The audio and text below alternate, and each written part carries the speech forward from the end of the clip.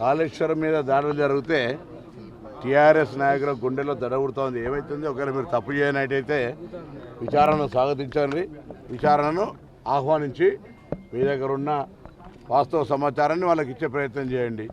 ఈరోజు అంత పెద్ద ఎత్తున 1,00,000 కోట్లు కావచ్చు, 90,000 కోట్లు ఖర్చు పెట్టి కట్టిన ప్రాజెక్టు 9 నెలలు కూడా ఉపయోగపడకపోతే ఆ ప్రాజెక్టు నాణ్యత మళ్ళీ తిరిగి పునర్మించాలని ఇంజనీర్లు చెప్పిన తర్వాత దాని నిర్మాణానికి సంబంధించిన విషయం మీద విజిలెన్స్తో పాటుగా సిట్టింగ్ జడ్జితో విచారణ జరుపుతామని ముందే చెప్పినాం.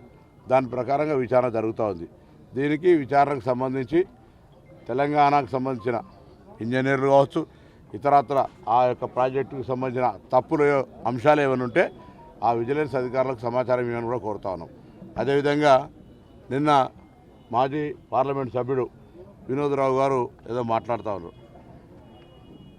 బాగా సచ్చీలున్ని, నా అంత నీతివంతులు లేడు, గొప్పని అనుకుంటున్న నీవు ఒకవేళ నీకు ఆ ఉద్యోగం పొందిన వాళ్ళతో సంబంధం లేకపోతే మీరే స్వచ్ఛందంగా ఒక పోలీస్ కేసో లేదా చట్టరీత్యా చర్యలు తీసుకోమని పిటిషన్ ఇవ్వండి. అది మీ సచ్చీలతకు మేము కనీసం పడుతుంది. ఊరికైనా వాళ్ళతో కౌంటర్ కాదు.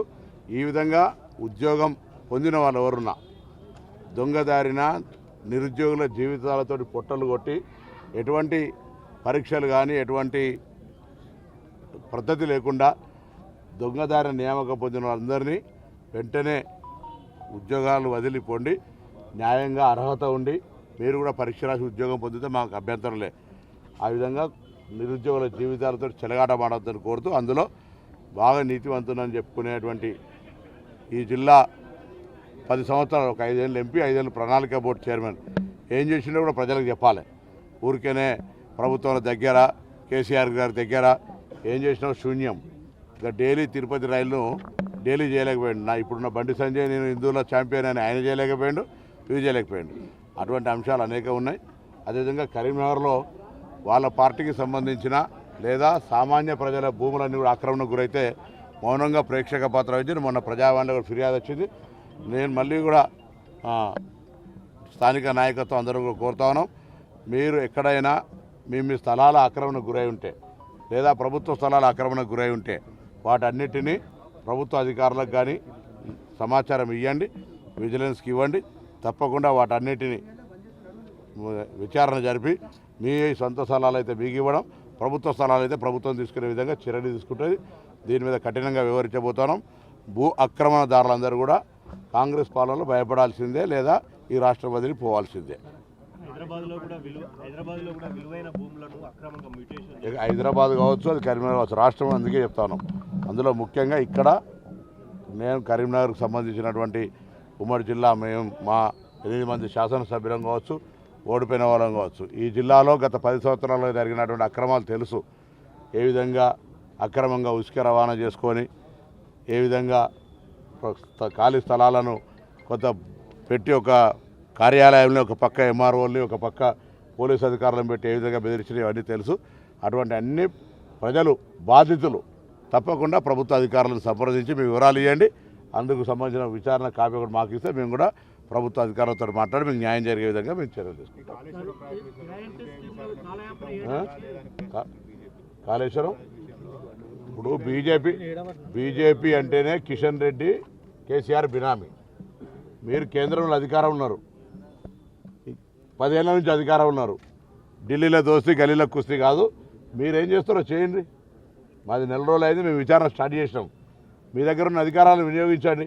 అది లేకుండా వాళ్ళని రక్షించడానికి ప్రయత్నం జరుగుతోంది. కిషన్ రెడ్డి ప్రయత్నం అంతా, తాపత్రయం అంతా కేసీఆర్ గారు నన్ను నియమించిన తర్వాత కేసీఆర్కి ఇబ్బంది వచ్చినప్పుడు ఎట్లా కాపాడాలనే ఆలోచన తప్ప నిజంగా వాస్తవిక పరిస్థితి లేదు. ఇది తెలంగాణ ప్రజలు గమనించారు.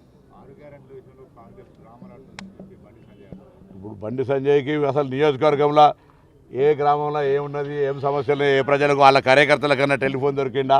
ఇప్పుడు వచ్చి మళ్ళీ నరేంద్ర మోడీ పేరు మీద ఎలక్షన్ చెట్టు పేరు చెప్పి కాయలు అమ్ముకుంటుండా? 5 సంవత్సరాలుగా పార్లమెంట్ సభ్యుడిగా నియోజకవర్గం చేసిందేందో ముందు తెలంగాణ ప్రజలకు చెప్పు, కరీంనగర్ ప్రజలకు చెప్పు. ఊరికైనా పొద్దుగా లేస్తే ఒక communal atmosphere, Oscar award drama artist ఇప్పుడు కొత్తగా స్టార్ట్ చేసిండు. మళ్ళీ తెలంగాణ ప్రజలు ఇటువంటి వాళ్ళ పట్ల అప్రమత్తంగా ఉండాలి. కరీంనగర్ ప్రజలను నేను విజ్ఞప్తి చేస్తాను. 5 సంవత్సరాలుగా ప్రజలు ఇబ్బందుల్లో ఉన్ననాడు కరీంనగర్ లోక్సభ ప్రజలు, రైతులు కావచ్చు, ఇతరత్ర అనేక అంశాల్లో లేదా అనేకమైన సమస్యలు ఉన్నాయి, ఏం చేసిండు అని అడుగుతాను. ఒక అభివృద్ధి పని చూపెట్టడానికి నేను 50 చూపెడతా అని చెప్పిన, చర్చకు రమ్మన్నాం. అవన్నీ ఏం చేయకుండా వట్టిగానే మళ్ళీ ఓట్లకు వస్తే ప్రజలారా ఒక్కసారి ఆయన యొక్క మతం పేరు మీద రెచ్చగొట్టే అంశాల పట్ల అప్రమత్తంగా ఉండండి. పేరు ఐదు నా ఎలక్షనా, నరేంద్ర మోడీ ఎలక్షన్ అని చెప్పి ఏదో దాన్ని తీసుకుపోయి అయోధ్యలో గుడి కడితే ఇక్కడ కరీంనగర్లో ఈయనకు ఓట్లేయాలనేటువంటి ప్రయత్నం జరిగేటువంటి విధంగా ప్రచారం చేస్తే ప్రజలు ఆలోచన చేస్తారు. 5 ఏళ్ళు ఎంపీగా ఉన్నటువంటి ఏం చేసిండు అనేది ప్రజలందరికీ తెలుసు. ధరణి లాగానే మిగతా అన్ని అంశాలకు సంబంధించి అది 317 కావచ్చు లేదా ఇతరత్ర అంతా కూడా ప్రభుత్వం ఆలోచన చేస్తుంది. దానిపై కూడా త్వరలో నిర్ణయం తీసుకుంటుంది.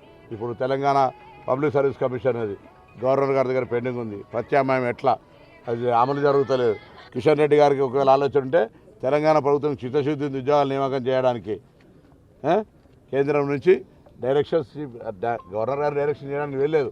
కానీ దానికి సంబంధించిన విషయం లోపల మీరు కూడా చొరవ చూపెట్టండి. నిజంగా ఉద్యోగాల పట్ల ఉంటే ఇవాళ ఇంతమంది దొడ్డిదారిన ఉద్యోగాలు వచ్చినాయని చెప్తే కిషన్ రెడ్డి ఎందుకు స్పందిస్తలేడు? టీఆర్ఎస్ ఫేవర్ చేయడానికి తప్ప. కాబట్టి ఇటువంటి అనేక అంశాలను ఏదైనా అది గ్యారంటీల విషయంలో కాలయాపన నెలనే కాలేకపోయా. కాలయాపన ఎక్కడిది? అప్లికేషన్లు 1,05,00,000 తీసుకుంటే పబ్లిక్ దగ్గర ₹1 ఖర్చు కాకుండా. కాబట్టి ఇవన్నీ వాళ్ళు మాట్లాడుతుంటారు. వాళ్లకు అసహనం స్టార్ట్ అయింది. అప్లికేషన్ల ప్రక్రియ కొనసాగింది. అవినీతి విచారణ జరుగుతుంది. గల్లా ఖజానా ఖాళీ ఉందని ప్రజలకు చెప్పగలిగినాం.